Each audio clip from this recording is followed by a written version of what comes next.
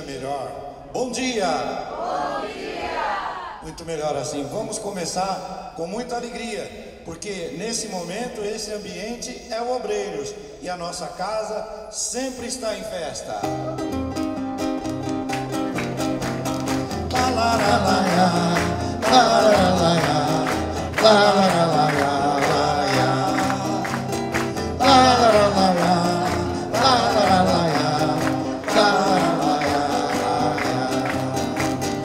Hoje a nossa casa está em festa.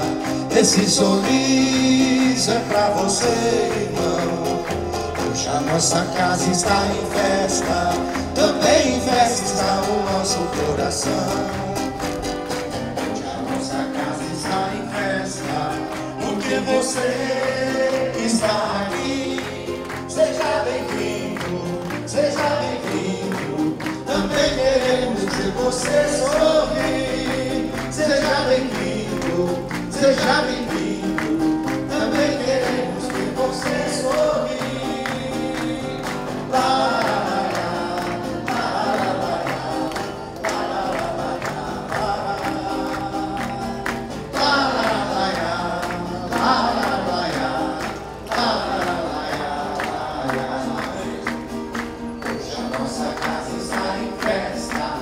Esse sorriso é pra você, irmão. Hoje a nossa casa está em festa. Também em festa está o nosso coração. Hoje a nossa casa está em festa. Porque você está aqui. Seja bem-vindo, seja bem-vindo. Também queremos ver você sorrir. Seja bem-vindo, seja bem-vindo, também queremos ver você sorrir.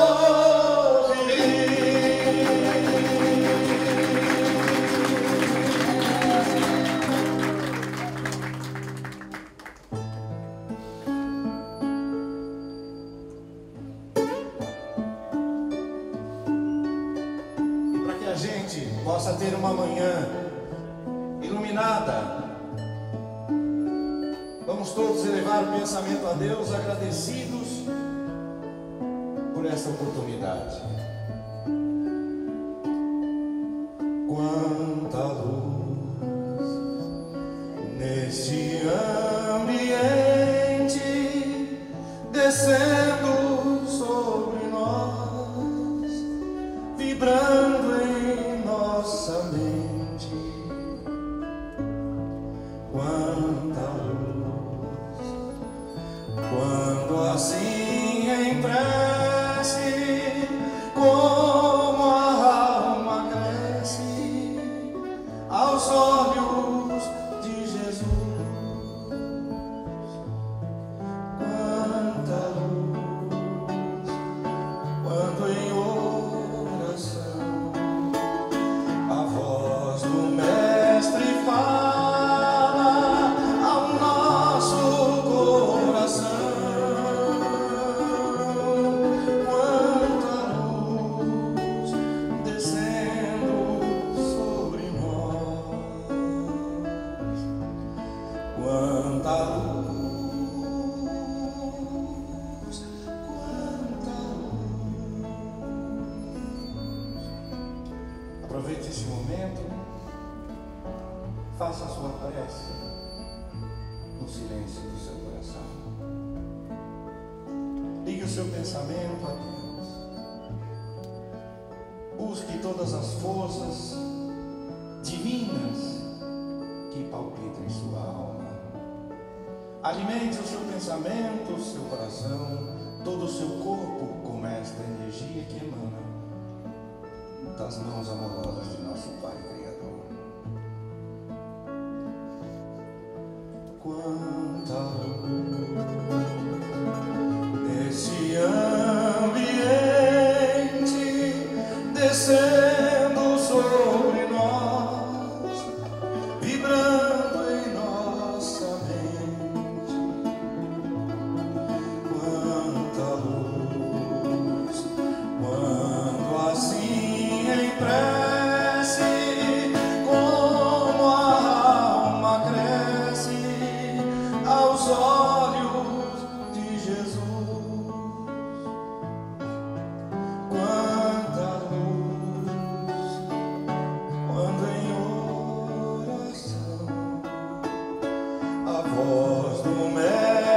fala ao nosso coração. Quanta luz descendo sobre nós, quanta luz,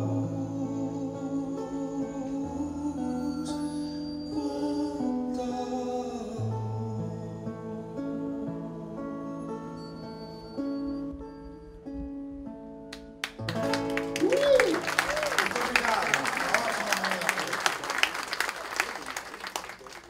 Bom, nós discutimos ontem problemas e hoje nós vamos buscar soluções para os problemas levantados ontem. Resumindo, ontem nós discutimos e chegamos à conclusão que não somos vítimas da hereditariedade, que não existe acaso e que nós somos responsáveis e que o papel hoje do observador é atuar como co-criador em tudo que a gente tem oportunidade nessa vida. Então nós vamos começar passando para o Júlio o microfone. Júlio, caminho para a transformação. Quais são os potenciais de cada um? O que fazer para ser feliz? Em última análise, né? Muito bom dia a todos. Uma alegria estar aqui, especialmente com a minha família, os meus pais, os meus irmãos. Obrigado pelo convite, Newton. Nós é que agradecemos. E é interessante abordar esse tema, né? Pensando nos caminhos de transformação, voltando um pouquinho ao Thomas Kuhn, um filósofo que falava sobre os paradigmas. Como é que muda uma crença no mundo? São vários os possíveis caminhos, né? Quando nós, por exemplo, temos um paradigma, acreditamos que o Sol é o centro do universo, ou a Terra é o centro do universo. E aí, de repente, Galileu observa uma outra relação que não cabe mais dentro desse paradigma, e ele então amplia o paradigma, mostrando que, na verdade, a Terra, entre outros planetas, está orbitando ao entorno do Sol, né? Então, uma quebra de paradigma. Muitos paradigmas se quebram porque justamente os velhos, os anteriores, não comportam essa realidade que é mostrada na prática e, afinal, um novo modelo de compreensão precisa ser construído. Uma outra maneira também de quebrar paradigmas envolve assim, a morte dos que sustentaram os paradigmas anteriores e os novos vindo com força suficiente para, vamos dizer, estarem no contexto atual. Então, em poucas palavras, depois eu vou falar sobre essa transição. Infelizmente, os caminhos de transformação ainda no ambiente acadêmico, e o ambiente acadêmico é o que vai também plantando as sementes, né, do que nós consideramos como, entre aspas, realidade, ainda está muito, vamos dizer, resistente a essa realidade espiritual. E eu vou mostrar isso na prática. Por quê? Nós estamos praticamente numa bolha. Nós consideramos a realidade espiritual, e essa realidade é muito importante. A minha prática clínica, por exemplo, considera a psicoterapia, as neurociências e a espiritualidade. Não há superação de trauma sem que a espiritualidade seja envolvida nesse contexto, nesse caminho. No entanto, eu sou o que eles chamam de outsider, quer dizer, eu estou fora entre aspas, do senso comum acadêmico. No entanto, o que a gente pode fazer em relação a esses caminhos de transformação para que a realidade espiritual possa ser ensinada no meio acadêmico e assim os paradigmas ampliarem cada vez mais como algo tranquilo, normal para ser considerado inclusive em termos de saúde mental, é, pelo meio acadêmico, fazer pesquisa, fazer publicações com métodos bons, de maneira que possam sensibilizar, assim, um grande número de pessoas que estão no meio acadêmico, formando as mentes dos cuidadores da área da saúde, né? Então, a minha abordagem hoje, um pouquinho mais tarde, vai ser nessa direção. O que nós podemos fazer na prática para que essa realidade tão palpável por nós e por muitos possa transbordar de maneira mais tranquila, amistosa, sem preconceitos, também no universo acadêmico. Lembrem-se que a questão de 20 anos era muito difícil falar sobre espiritualidade no set terapêutico. A minha mãe, que aqui está, a Maria Júlia, e o meu pai, eles trouxeram a terapia de vidas passadas, a terapia por regressão de memória no Brasil, em 1980, e foi uma grande resistência, uma imensa resistência. Por quê?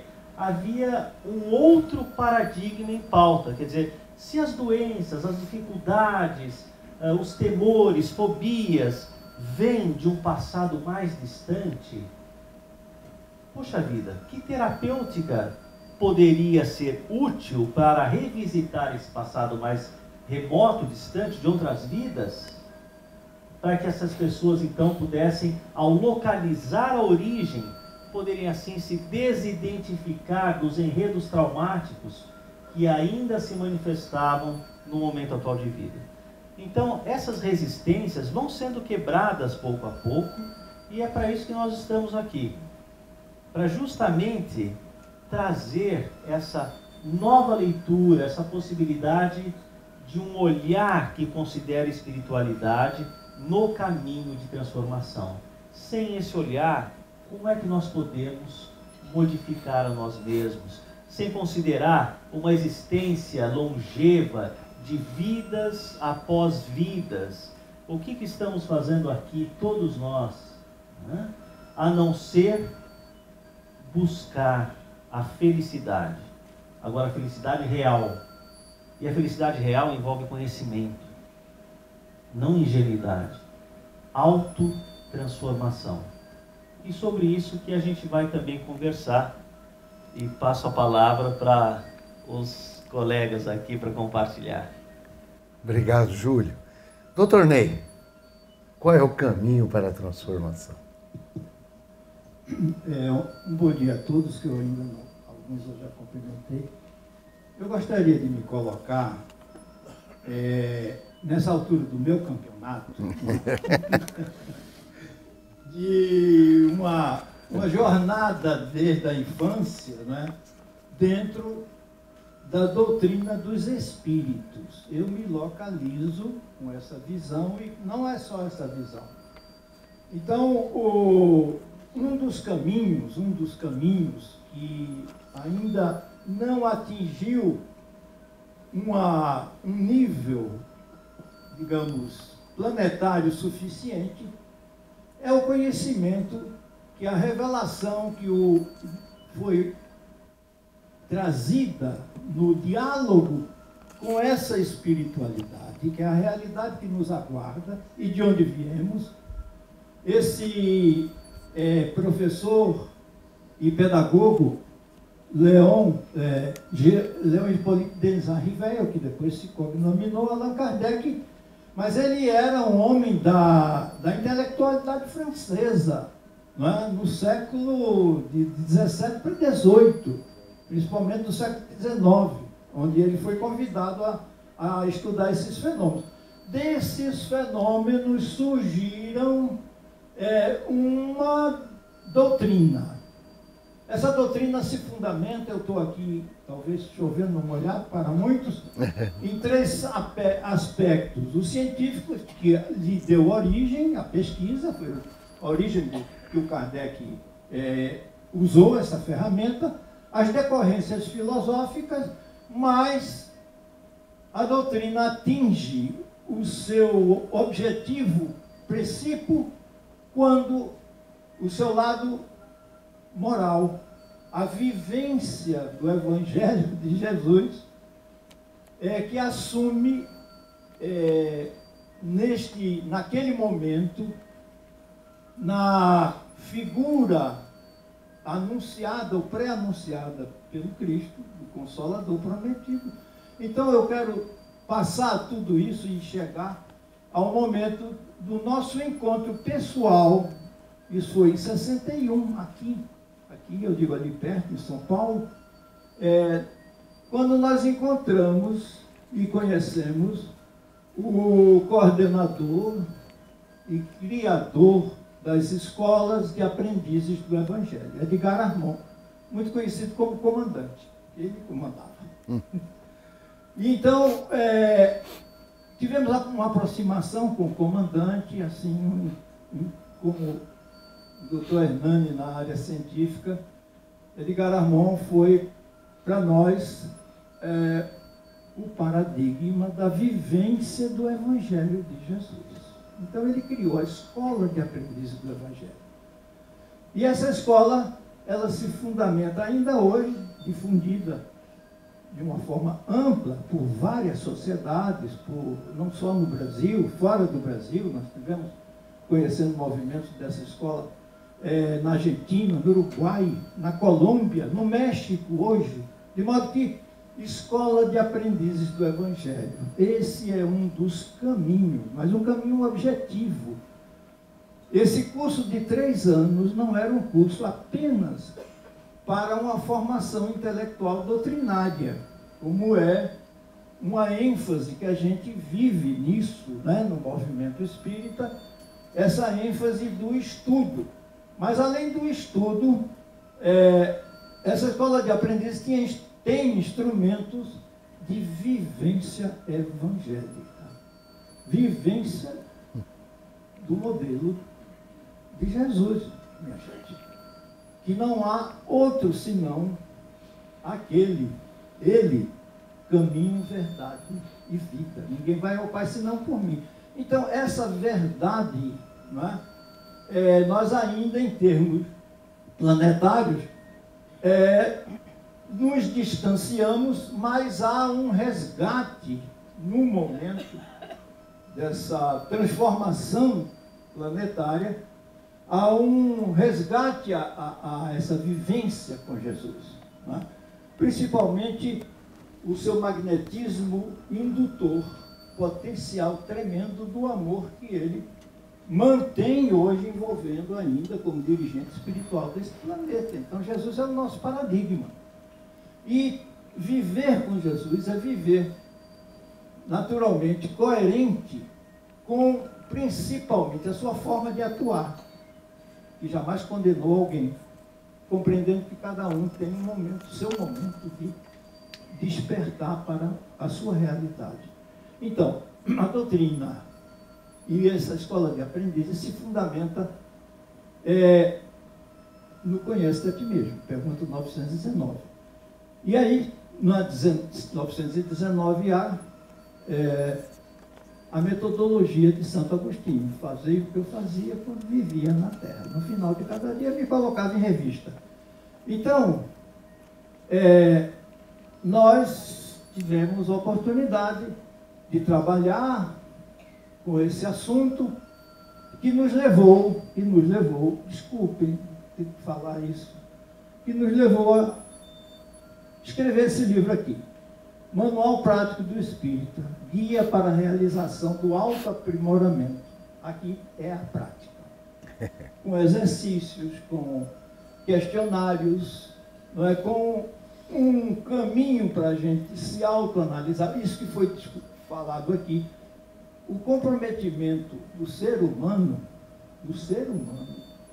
nessa visão do Cristo, é com o seu autoaprimoramento. Esse comprometimento a gente precisa ter ele como objetivo da nossa existência. Parece que ainda não é muito aquela visão, não é? da coerência com o que Jesus nos ensinou e nos exemplificou há 2000 anos. E as emoções que ele vivenciou lá, elas estão presentes. É só a gente aprendemos isso aqui, a gente se conectar. De modo que a metodologia de Santo Agostinho nos leva a uma postura que é um método budista, nosso representante aqui, o Alejandro, o coração dessa minha querida amiga, em que nós somos necessariamente levados a se autoconhecer na nossa intimidade, no silêncio, no exercício da prática da autoanálise, em outras palavras. Eu me coloco aqui abertamente com vocês, que envolvidos nesse tema, na vivência evangélica ainda, lógico, muito no aspecto do conhecimento, mas a prática, o dia a dia, eu despertei há 2 anos. Quando, vejam só, nem foi dentro da doutrina espírita, quando conheci Deepak Chopra no seu livro O Terceiro Jesus. Ele mostra o Cristo amor. Tá? Ele mostra o Cristo ser humano, tirou o Cristo da cruz e colocou dentro dos nossos corações. Mais do que isso, aprendi também com Deepak Chopra, um outro livro, A Cura Quântica, esse exercício diário de você entrar no processo de relaxamento. E aí a gente aprendeu com ele também que qualquer mudança na nossa saúde, na nossa forma de ser, começa num relaxamento profundo. Por quê? Porque a gente entende que nós entramos em conexão com outros níveis de consciência. E aí, sim, esse exercício, eu vou me colocar na pessoa, não é? Me tem levado a perceber a sutileza das minhas reações de raiva, que foi discutido aqui. Eu sofri 2 hepatites. E depois disso, eu comecei a me questionar depois. Essa hepatite está muito mais para trás. Mas depois que eu comecei a fazer essa experiência, que é uma experiência, todos vocês podem, cada um encontrar o seu caminho, eu realmente fortaleci esse propósito nesse caminho da respiração profunda, se conectar com o fluido universal, emanação divina. E quando a gente exercita isso, não precisa nem muito esforço, a gente entra num clima totalmente diferente, que não é a nível intelectual, é a nível profundo. Sabe?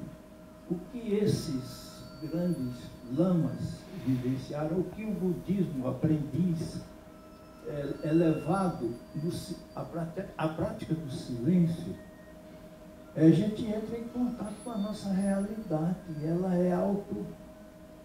Já esgotou? Hein? Já. Então, eu vou terminar. Fica aqui o convite para que a gente exercite isso. E a nossa saúde está estritamente relacionada a essa prática. O nosso bem-estar, a nossa comunicação, a percepção do próximo. A gente não precisa fazer muito esforço. Você sente a irradiação que todos têm. Na medida que você chega, se debruça, e mais do que isso, você expõe o seu carinho pelas pessoas. Eu aprendi muito nesses 5 anos no Obreiros, trabalhando com as pessoas que lá buscam não é? A solução dos seus problemas, que por sinal é um caminho maravilhoso também. A dor, não é? Pois é. Obrigado, doutor Ney. Nós também aprendemos muito com a sua presença lá, todos os dias, né, Claudinha? E aí, Claudinha, o que você tem a dizer do caminho para a transformação? Estava pensando, né, enquanto a gente escutava os comentários, eu acho que, primeiramente, entender que o caminho é um caminho individual. Muitas vezes a gente perde muito tempo buscando o caminho do outro. O outro vai nos dar alguns passos, algumas indicações, mas a potencialidade é uma potencialidade individual, onde a gente encontra onde estão as nossas fortalezas e onde estão as áreas que a gente necessita ainda de algum tipo de polimento. A dor, sem dúvida, ela é o guia inicial. Então, pela minha própria experiência pessoal, eu digo, existem várias formas da gente chegar a uma condição muito mais harmônica, muito mais tranquila e muito mais alegre de viver, né? Mas, em geral, no planeta aqui, a gente começa tropicando com a dor. A gente vai dando os tropeções através da dor. Eu acho que existe um divisor de águas, que é o momento onde a gente escolhe se a gente quer vencer aquilo que está nos atrapalhando ou não. Quando a gente decide que a gente quer vencer e que aquilo não necessariamente faz parte da nossa vida do dia a dia, existe uma mudança interna dentro de nós, porque aí nós vamos alavancar a nossa potencialidade. Nós vamos parar de nos apoiar no de fora e começar a buscar fortaleza interna. E tomar uma decisão, que às vezes não é tão fácil, se realmente existe essa potencialidade de Deus dentro de nós. O que é Deus dentro de nós? O que são as características de Deus dentro da nossa existência, né, como indivíduos? Que a gente se vê tão separados aqui, não é assim? Onisciência, onipresença.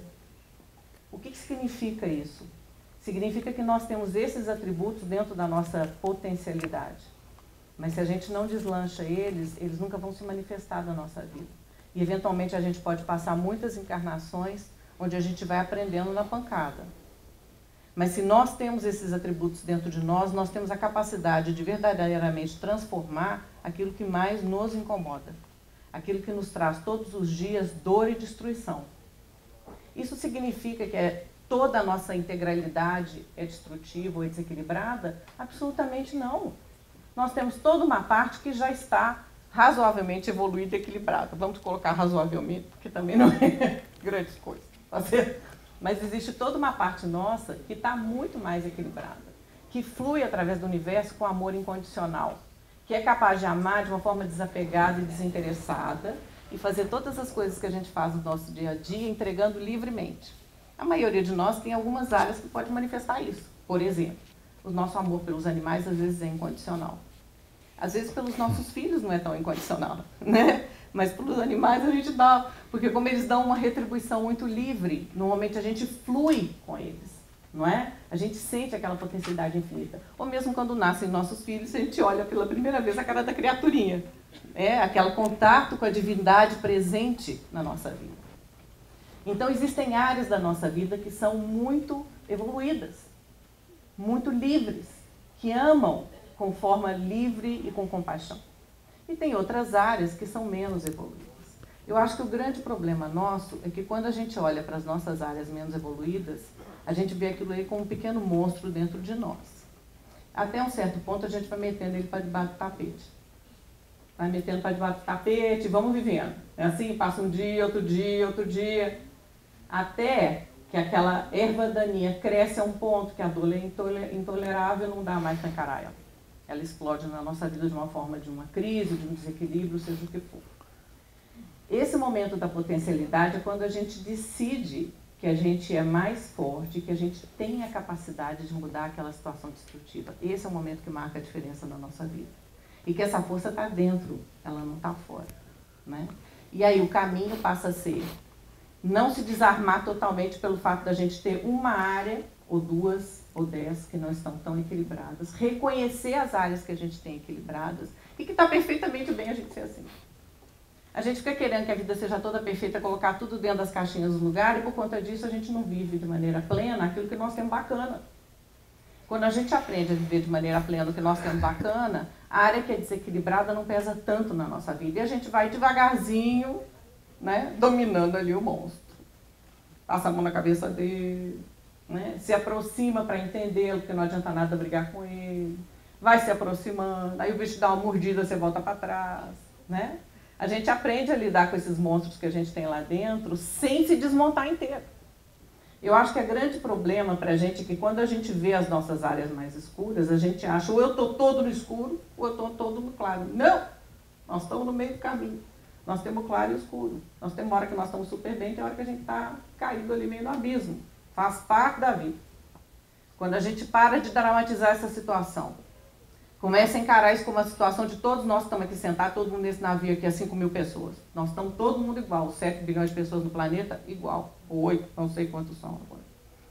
Na hora que a gente entende que essa dissonância, essa dissociação existe para todos nós, a gente para de fazer drama na nossa vida, começa a olhar aqueles pedaços e com muita calma começa a limpar um a um. Essa é a potencialidade que todos nós temos.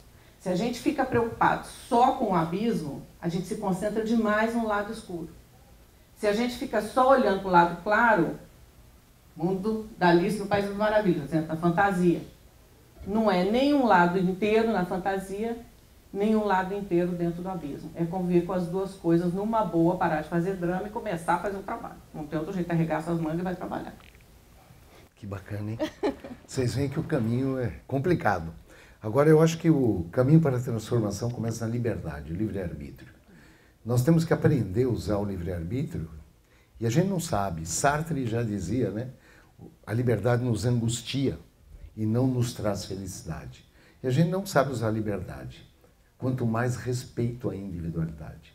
É muito complicado o uso da liberdade, livre-arbítrio.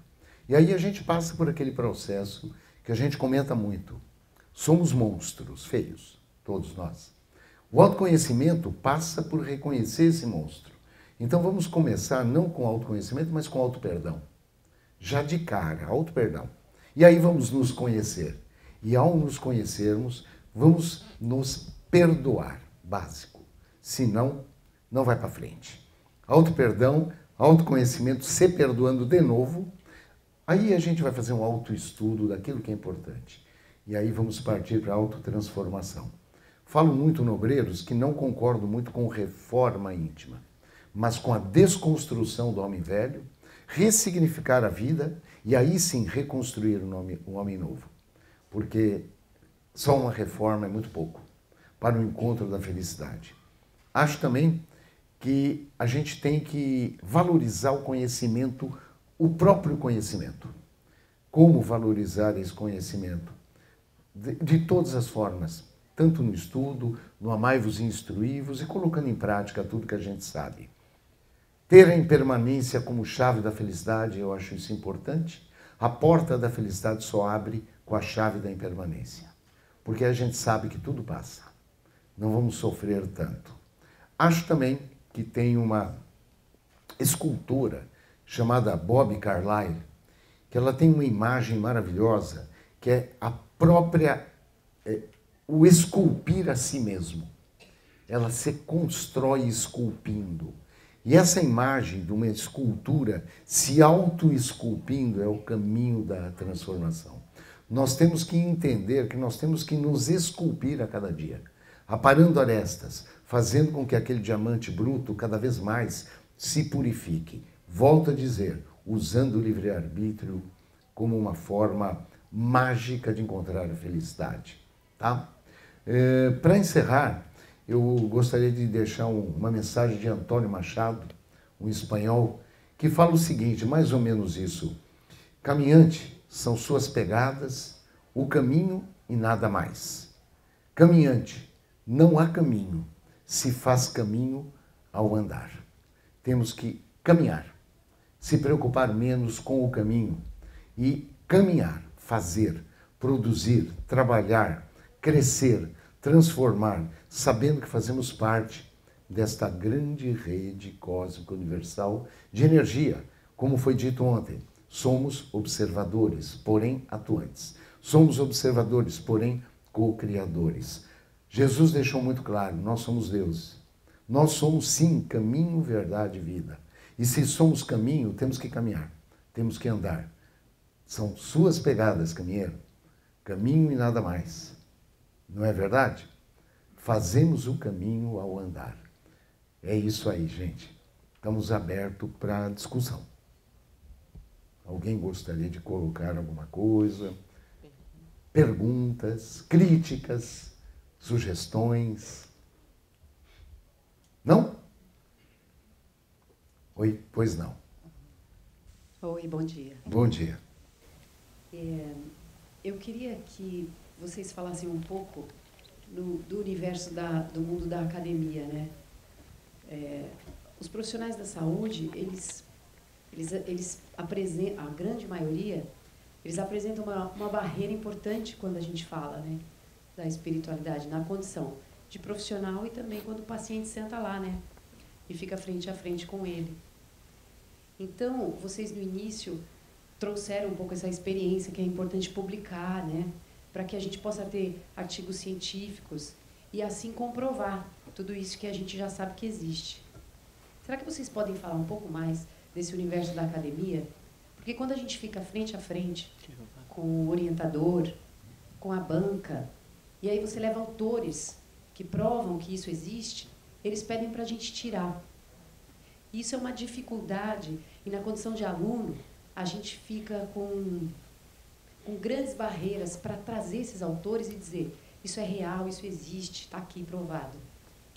E eu queria que vocês trouxessem um pouco dessa experiência que eu sei que você tem fora do Brasil, né, com as suas publicações. Como que a gente aqui, na condição de alunos, pode levar isso para as bancas e, de maneira científica, provar que existe essa conexão, né, essa espiritualidade presente dentro da ciência?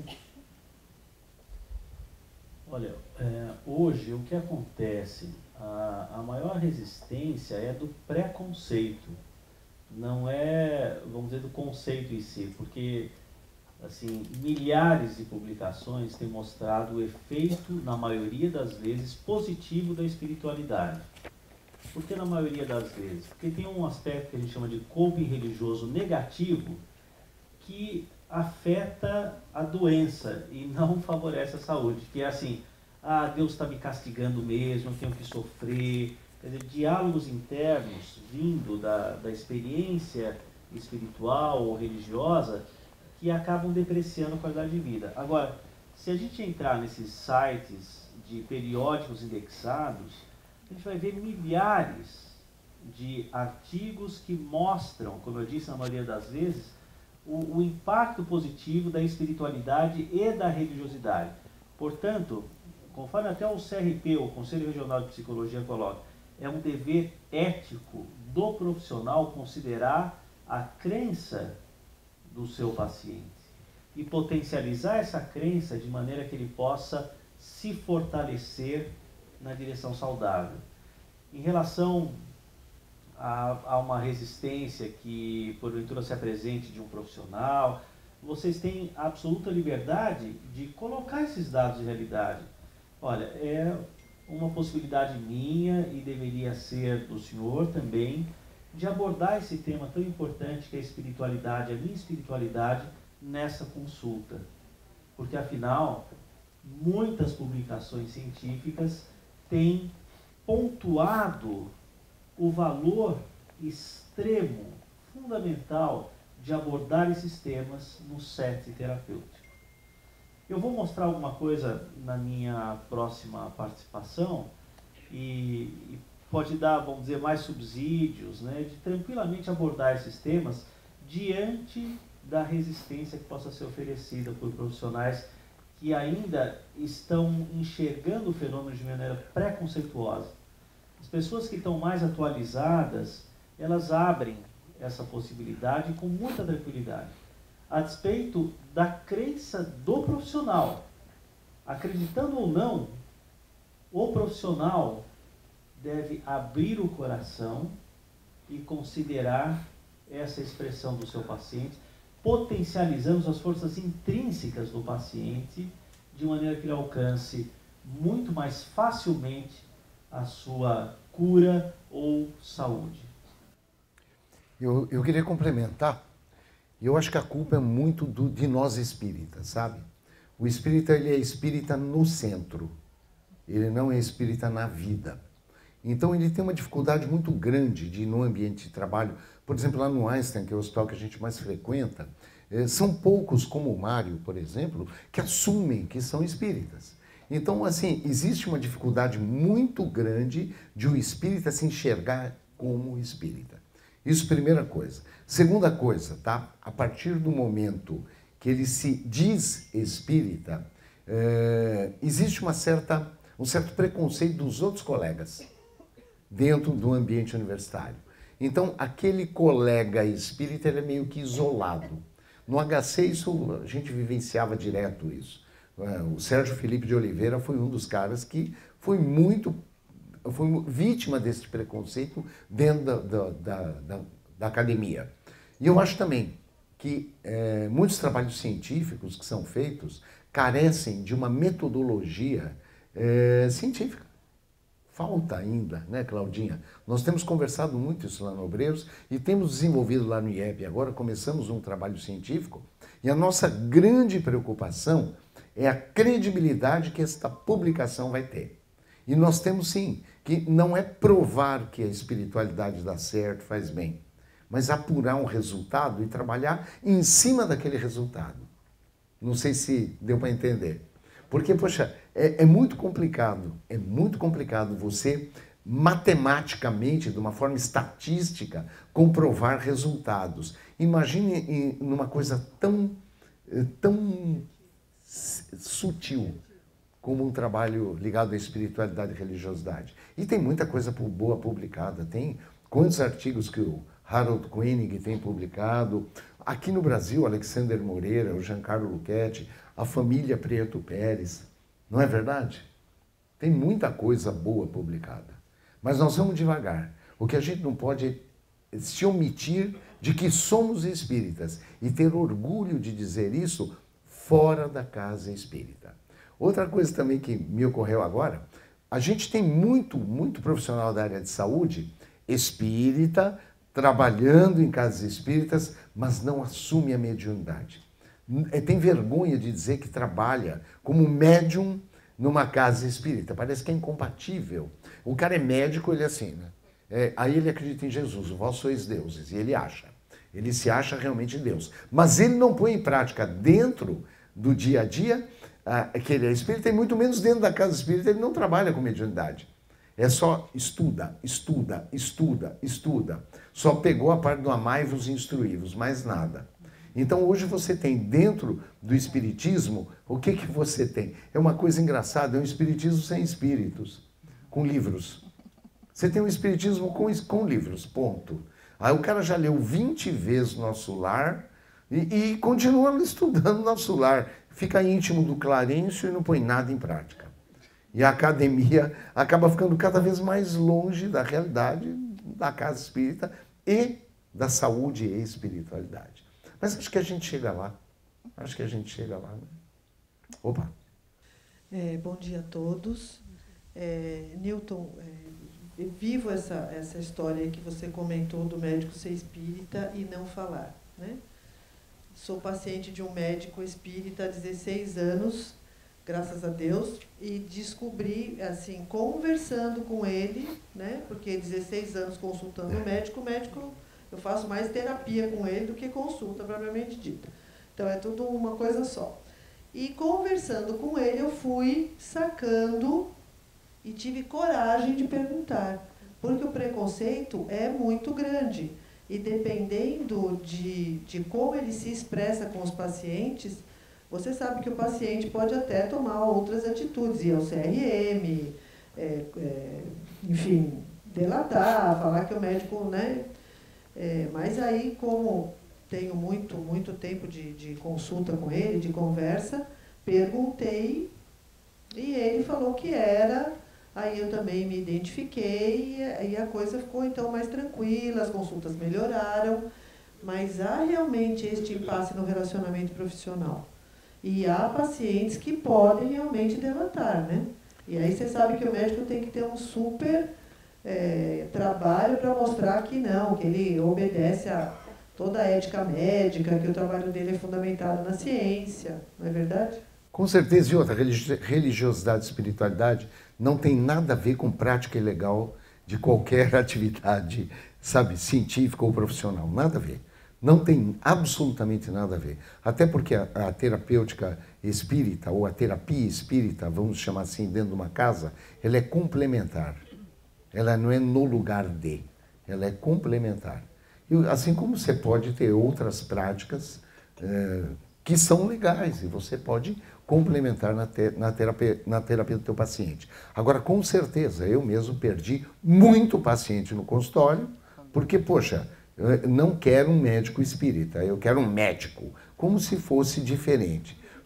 Como se a sua prática, da sua religiosidade e espiritualidade alterasse algo negativamente e não positivamente, como acontece, né?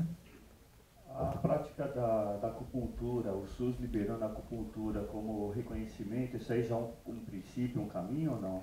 Olha, não acho que seja um caminho para a religiosidade e espiritualidade, para mais uma prática de terapia.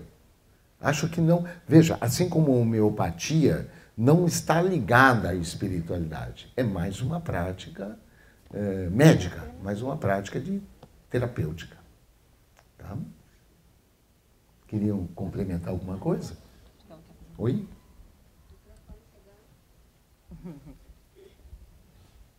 Bom dia. Bom dia. Eu sou médica já há quase 30 anos e eu tenho tido muita experiência com a parte espiritual, também dentro do consultório, dentro da casa espírita que eu frequento, que é a Casa do Jardim, lá em Porto Alegre.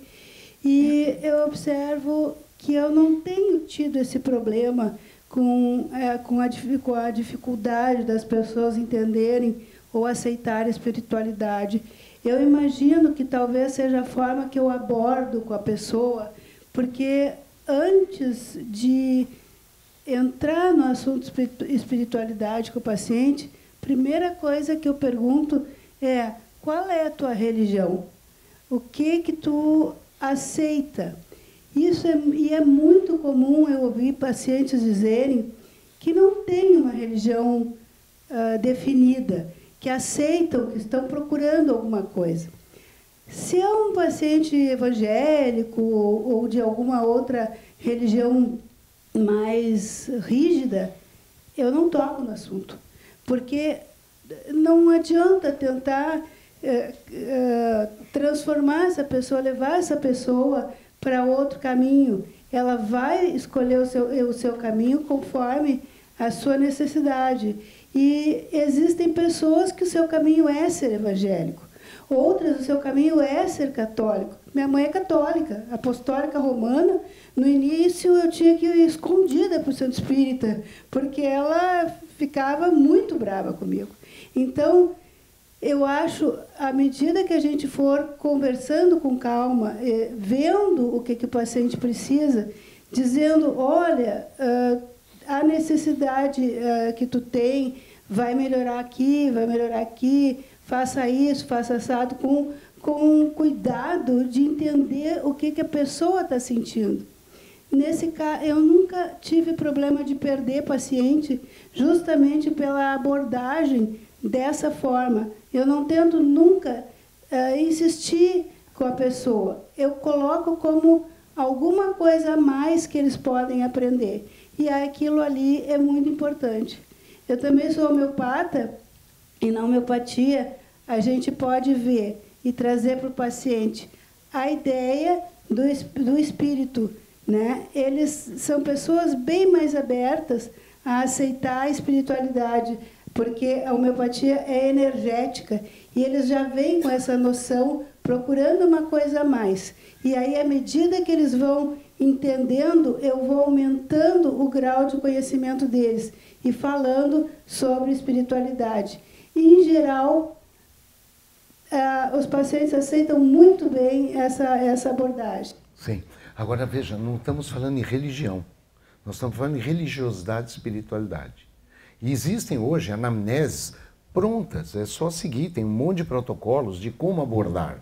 E a gente usa esses sistematicamente no consultório também, ou na prática diária, na clínica, eu trabalho também em hospital, a gente aborda o paciente da forma como manda a anamnese em religiosidade e espiritualidade.